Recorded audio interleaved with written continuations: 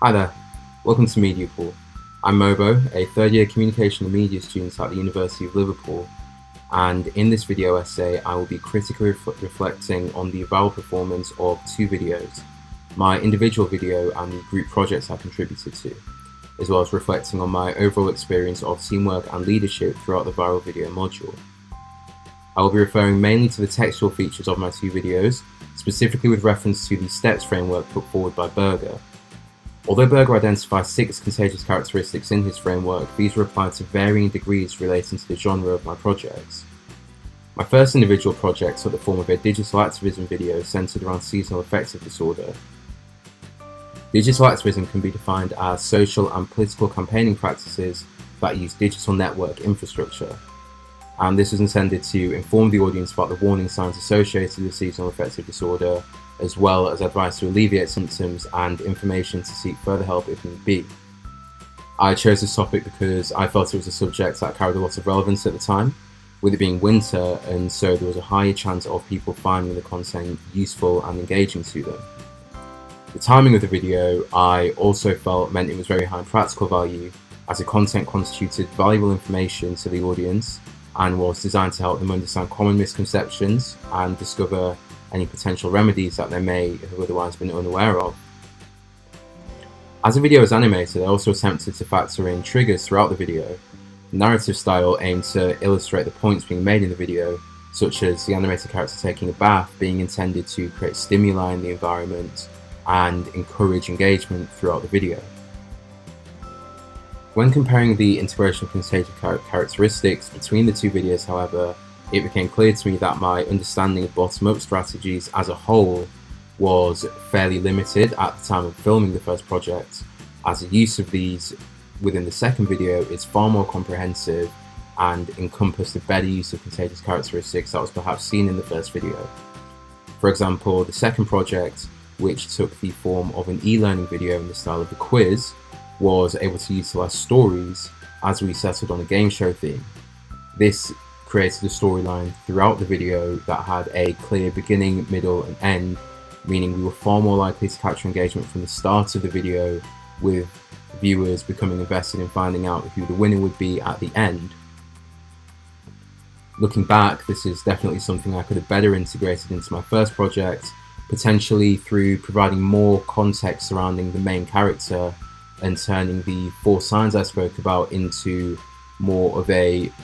story type narrative style, with them following the main character on a journey that he goes on, which would have provided a more clear beginning, middle and end to the video, as well as making it more engaging for the viewers to follow along to. The second video also provided more in terms of social currency, as at the time of filming the country was in lockdown due to coronavirus, and a major trend at the time was people doing online quizzes with friends due to not being able to socialise in large groups. So our choice of format therefore enabled us to capitalise on a current trend and increase our chances of virality, as well as having a greater public presence, as we also created a Kahoot quiz in order for viewers to play along with us. The difference in viral performance between the two videos, however, I feel was largely down to the top-down strategies employed on the two projects, more specifically in social media planning and promotions. As set out by Kuhn and Lingwall, social media planning is crucial to driving engagement and achieving virality, and this was an aspect that was covered comprehensively in the second video when I compared it to the first. We set out clear objectives for what we wanted our video to achieve using the SMART framework, aiming for 500 views and 50 shares and comments, with high quality user engagement rates such as 50% of our viewers following along with the Kahoot quiz. By doing this, as well as conducting a competitor and audience analysis, we were able to better plan what kind of promotions we were going to do for the video. Through the use of the social media brand voice matrix, we were able to decide on using short conversational sentences in our promotion, opting for a brand style that came across as friendly and personable to reflect the informal nature of our video. According to Wardwar et al., social media posts containing a combination of hashtags as well as images can boost user engagement by up to 140 times, and we definitely kept this in mind when planning our promotion, as can be seen in the promotional material we ultimately decided to put out. The extra attention paid to social media planning and promotion for the second project when compared with the first was definitely the largest contributing factor to the virality achieved by the two, as I paid less attention to promotion when doing the first project and ultimately received less engagement. Whilst with the second video, although we didn't meet all our objectives, it was clear that our promotions played a large part in the increased views that we got, and so this is certainly an aspect that I'll be sure to take into greater consideration when working on video projects in the future. Throughout my time on the module, I was also able to develop my leadership and team working skills, mainly through participation in the group project, which highlighted key development areas. Tuckman's group stages model helps to identify the stages of team development,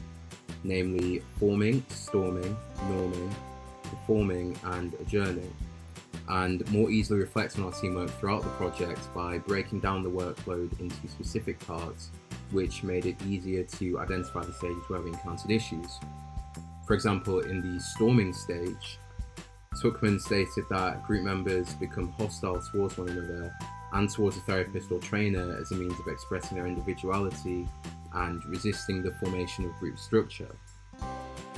In this stage, members may have an emotional response to the task, especially when goals are associated with self-understanding and self-change.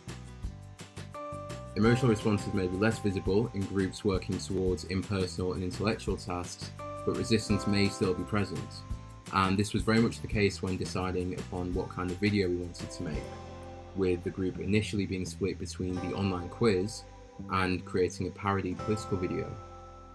However, due to completing the skills audit beforehand and identifying roles early on, we were able to mitigate a number of team working issues and move smoothly to the adjourning stage after this was sorted. The reasoning for our cohesion, I think, can be illustrated by referencing the 5 dysfunctions of a team,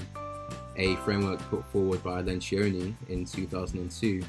to identify 5 common problems with teams.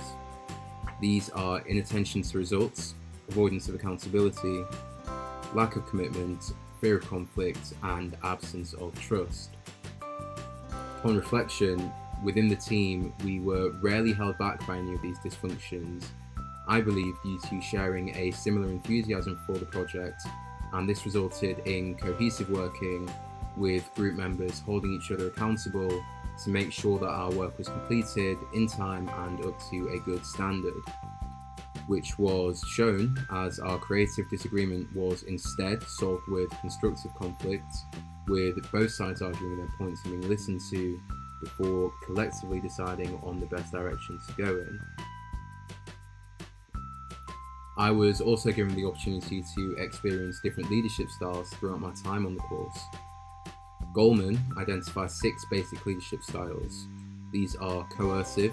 authoritative, affiliative, democratic, pace-setting, and coaching. Historically, I would describe myself as having a participative leadership style. However, through working with others, I gained a deeper understanding of what it's like to work with different styles.